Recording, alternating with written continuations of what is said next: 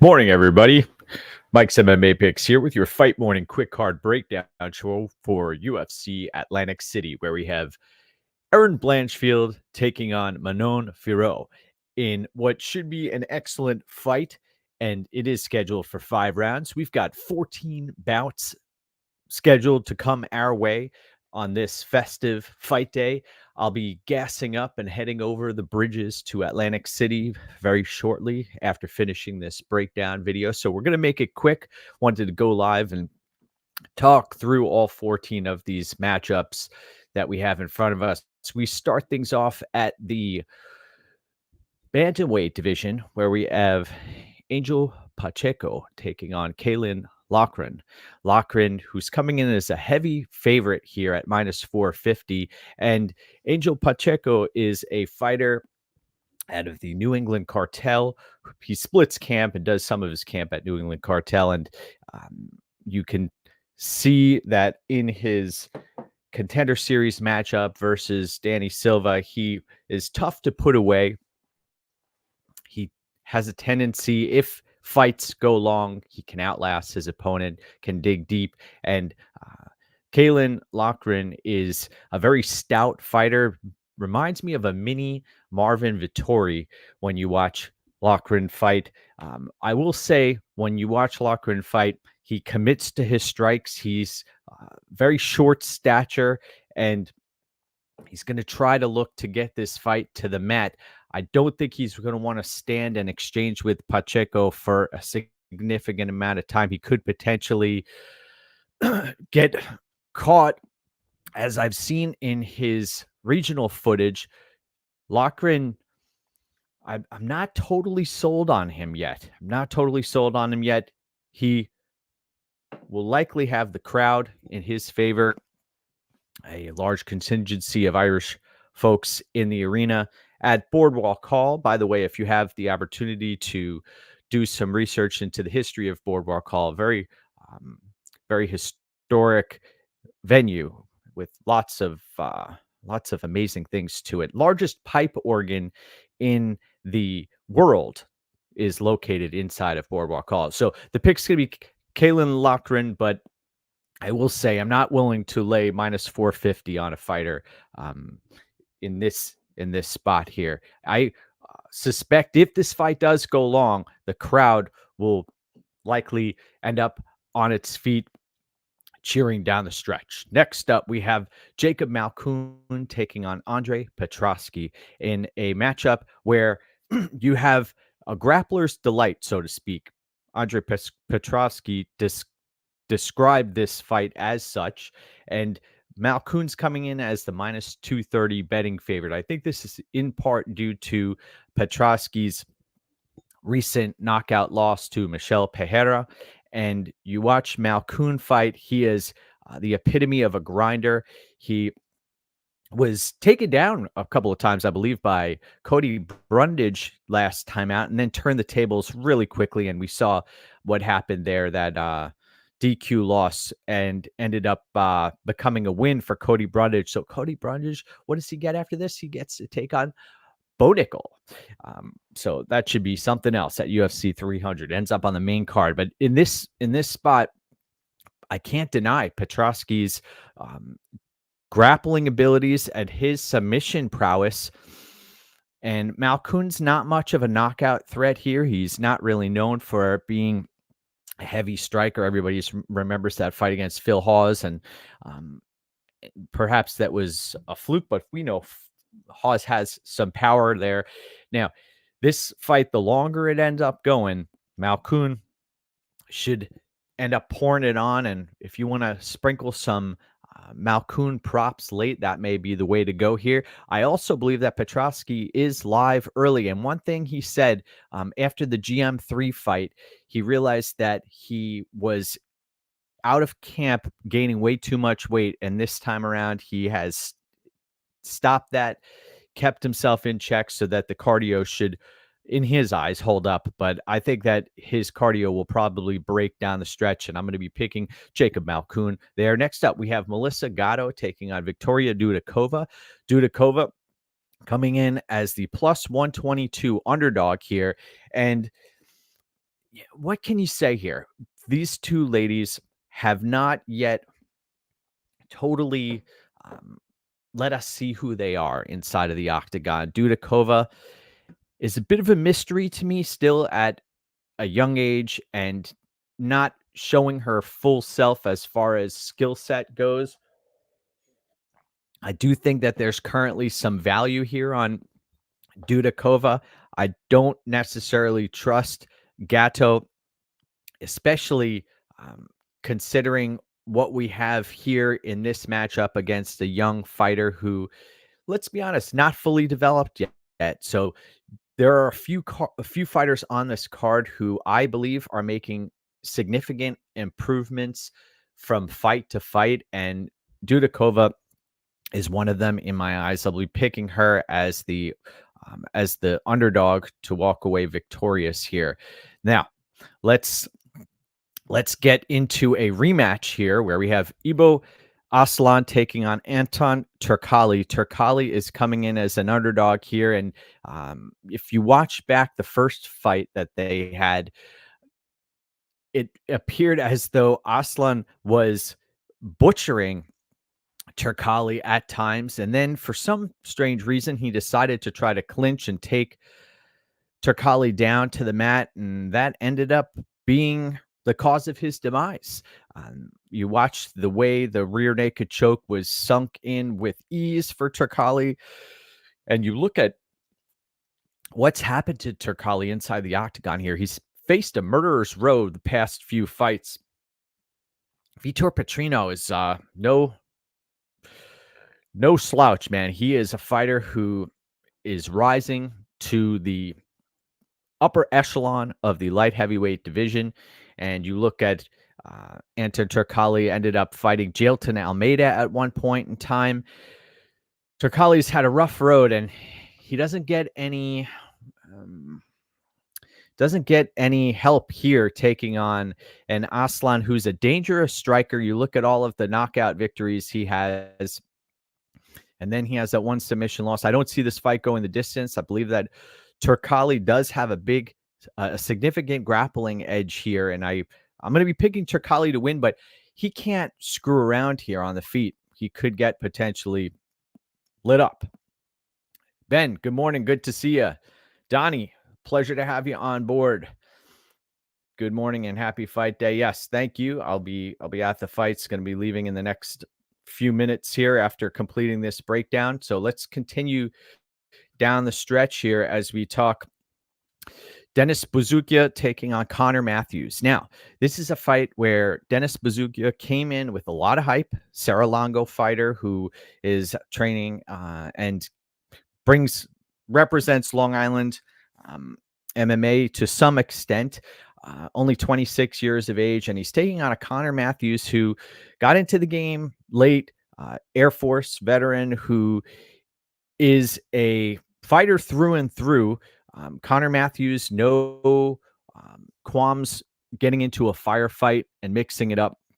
Also has added new wrinkles to his game, is willing to take fights to the mat, has shown solid cardio despite earlier in his career not really being tested. He's fought some really weak opponents on the come up, and that fight against Francis Marshall taught us a little something there about who he is. And then he ends up winning a fight on the Contender Series brought back, and I believe Connor Matthews is going to put up one hell of a fight here inside of Boardwalk Hall. And Buzuk, his job is on the line here. Buzuk should be attempting to stay evasive and try to pick Matthews apart, be the cleaner striker. But what I believe is going to happen is this is going to end up becoming a dogfight. The longer the fight goes, I expect Connor Matthews to have no qualms getting into that firefight and pushing a pace. And I believe the underdog, Connor Matthews, will likely come out victorious here. So I'm going to be picking Connor Matthews there. Now, Julio Arce takes on Herbert Burns. And you saw Julio Arce miss weight, which is a real cause for concern going up a weight class. And I was at Herbert Burns' last fight out against Bill Algeo, and Bill Algeo Survived a submission attempt early from Herbert Burns, and then the gas tank ran dry, and you saw Herbert Burns getting carried out of the octagon by Gilbert Burns. And in this matchup, I have to pick Julio Arce, but I believe that Herbert Burns is live early. We saw what he did to Nate Landwehr, and you know that Julio Arce, he had to go back and try to cut weight a second time. Somehow he ended up heavier on the scales, must have ingested some fluid prior to getting back on the scales. So the pick is going to be Arce, and I believe that he gets it done inside the distance. I advocate for sprinkling in some round 2, round 3 props, and you can hunt around at different books to get the best price available. It may be an early grappling flurry from Herbert Burns that is a challenge here for Arce. I've been to a number of Arce fights in the past, and I was actually at one of his sites. I believe it was in Brooklyn. It was one of the bloodiest UFC fights that we've ever seen. But I don't think that he's going to be the one split open here, because Burns doesn't necessarily throw many strikes. Burns will likely come out looking to grapple here. So give me Julio Arce inside the distance. Next up, this is one of the best fights of the night we have coming up here. Lupita Godinez taking on Virna Jandiroba. Jandiroba coming in as the plus 180 underdog, and you got Godinez sitting at minus 210.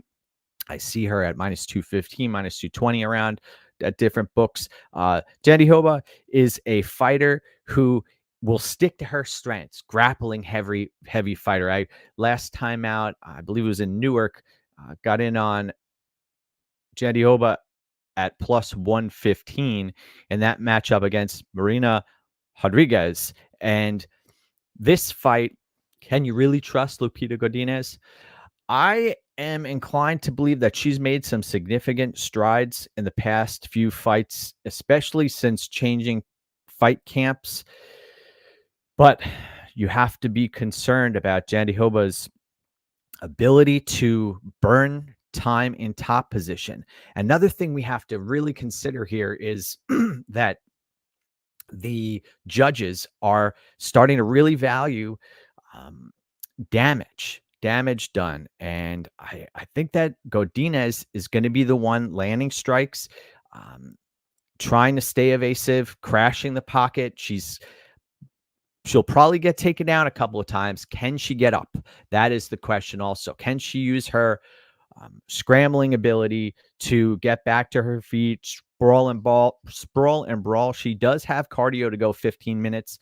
Jandiroba was holding on for dear life towards the end of the Marina Rodriguez fight, and Jandiroba will likely get out volumed here significantly on the feet.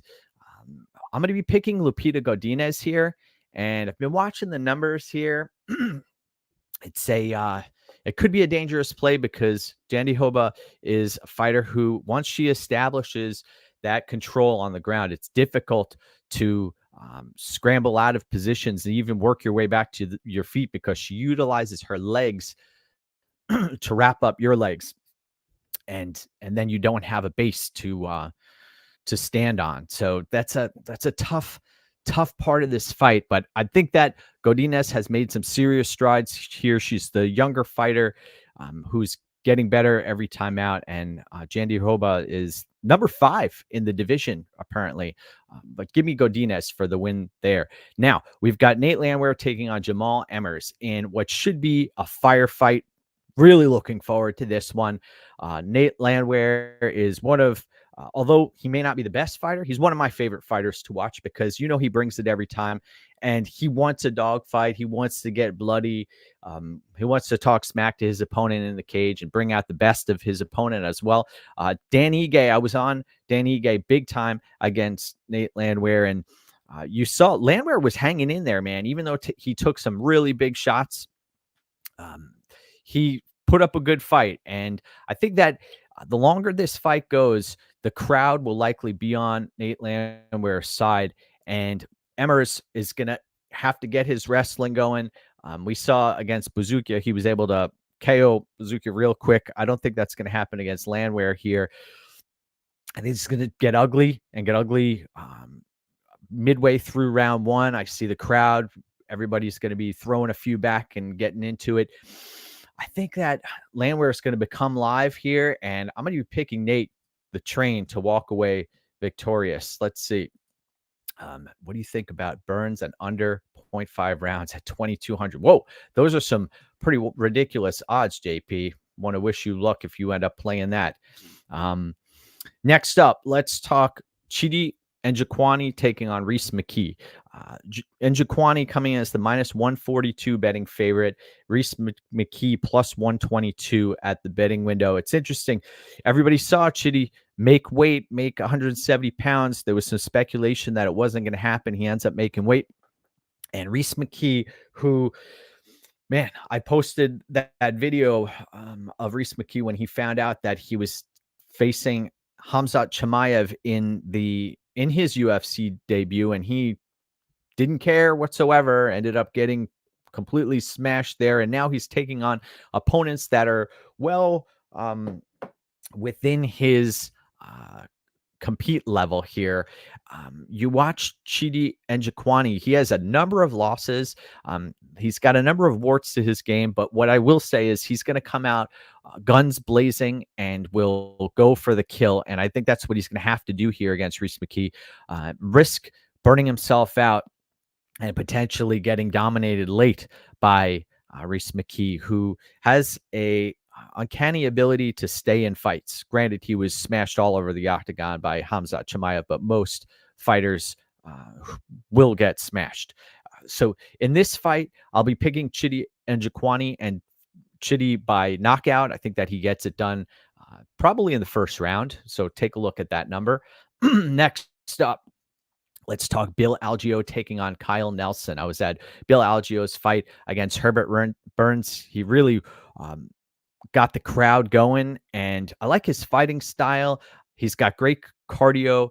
He's got an ability to be gangly and a rangy fighter. He's got to be careful here because Kyle Nelson can crack. And despite Kyle Nelson not being the most fleet of foot or the fastest fighter, he does dig deep and he won't give up on himself. Billy Q flatlined him, and that was partially due to exhaustion. In this fight, I suspect that Bill Algeo is going to be the fighter with much better cardio. He will have the crowd on his side, and he's a savvy veteran here. I am picking Bill Algeo to win, and the number here, minus 240, minus 250, it's starting to get a little wild because Kyle Nelson does pack a solid punch, and Nelson's a tough guy, man. He's a meat and potatoes fighter, but give me Bill Algeo to win. And I think that he's going to run away with this, especially late. I could see Nelson getting extremely discouraged. The other thing is Nelson's coming off of a victory here. So you want to talk recency bias. This line could potentially be even wider. Now, this is a wild fight. I have no idea why this fight's on the main card, but you've got Nursultan Ruzi Boev taking on Cedric Dumas. Dumas coming in as the plus 170 underdog, and Ruzi Boev, who we haven't necessarily learned a lot about. It looks like the wrestling game, especially the get-up game, isn't necessarily there, but what he does have is devastating knockout power. And Dumas is still a work in progress. Doesn't fight out of a great camp. He can fight at range if he wants to, can stay out of these firefights. But as soon as he engages in the grappling department, you see things go haywire real quick for Dumas. So I don't trust Dumas if this fight hits the mat. I don't trust him maintaining top position. And I don't trust Ruzi Boev at all, to be honest. I picked against him last time out when he ended up getting a brutal, quick knockout finish. And I think that the jury's still out on Ruzi Boev. I think you're taking a bit of a risk playing either side of this fight because there are significant questions that have yet to be answered. You look at fight doesn't go the distance, sitting at minus 500. Man, I think that's a juiced number beyond belief right now. I do think that it likely ends up ending inside the distance, but no way I'm gonna go touch that number. I think that there's room for debate on either side. So give me Ruzi Boev in that matchup. Now, let's talk about Chris Weidman taking on Bruno Silva. Bruno Silva is sitting at minus 200. This line has closed dramatically recently. Weidman is the much, much better wrestler here, taking on a fighter who's shown gaping holes in his takedown defense. I posted pictures of Andrew Sanchez losing and Bruno Silva receiving his black belt, which was a shock to me after that win, when you had a Andrew Sanchez who was just completely exhausted. That's how Bruno Silva ended up winning that fight. So if Andrew Sanchez is able to do that, Chris Weidman could potentially cause Bruno Silva fits. But the problem here is closing distance on Bruno Silva is a tall order, especially considering Bruno Silva now has some significant UFC experience here. I know both of these fighters have a bunch of losses on their record, especially recently. I don't think this fight's going the distance. Fight doesn't go the distance, only sitting at minus 250. I was expecting that to be a wider line. Weidman, I know he's close to home here. Boardwalk Hall, Atlantic City. I'm going to be picking Bruno Silva to knock out Chris Weidman. I'm a huge fan of Chris Weidman. I remember playing him and being at the fight against Kelvin Gastelum. That was an incredible moment. But I was also at his fight against Jacare Souza, where he was winning the fight. His striking was looking great. And then he ends up getting dropped by, I believe, a punch to the forehead, which you don't typically see. So I think that, honestly, Weidman is likely, well, he's washed, but how washed is he? Can he land a takedown? He looks so stiff out there, man. I'm going to be picking Bruno Silva to win and to win via knockout. It's a shame to say that, but that's the way I see it playing out. And for minus 250, you can get fight doesn't go the distance. I think that is a better play than playing the Bruno Silva money line, because there is a potential. There's the world where Weidman locks up a submission here. He's the much, much, much better grappler. Now, co-main event of the evening, we've got Vicente Luque taking on Joaquin Buckley. Vicente Luque minus 120, Joaquin Buckley plus 100. And this is a really fascinating fight because you have Luque, who could potentially be a shell of himself. I know he's coming off of a victory over RDA, but he didn't necessarily engage in a firefight in the pocket against RDA. And in this spot, I'm going to be picking Vicente Luque here. But one of the reasons is I don't trust Buckley. I don't trust Buckley's chin. Buckley, the shorter fighter here, who is going to have to close distance, and he's going to put himself in danger as well. Vicente Luque, the much better submission grappler here. Vicente Luque modeled his game after Mauricio Shogun Rua, who one of my all-time favorites. I believe that there is now at this stage in this line some value on Luque at minus 120, minus 110. I see across the board here minus 112, but you're taking a risk. That is to be said. That Luque, he has been, Derek Krantz was putting him on Queer Street, and there have been others who've had Luque on wobbly legs. We saw Barberena and others cause him problems. So if Buckley lands heavy on Luque, I could see him shelling up, and that could be the end for Luque. But I think that there is some value here on the better fighter. And it's not like Luque's 38 or 40 years old. I know he's been in some wars, but give me Vicente Luque in that matchup. Now, main event of the evening, we've got Erin Blanchfield taking on Manon Fiorot. Fiorot, I posted this last night, that you can see the striations of her muscles in her face. I know she's got a pretty thin face, but she was completely sucked out at weigh-ins. And you could see that takes incredible discipline, incredible dedication. And you can see how committed that Manon Fiorot is.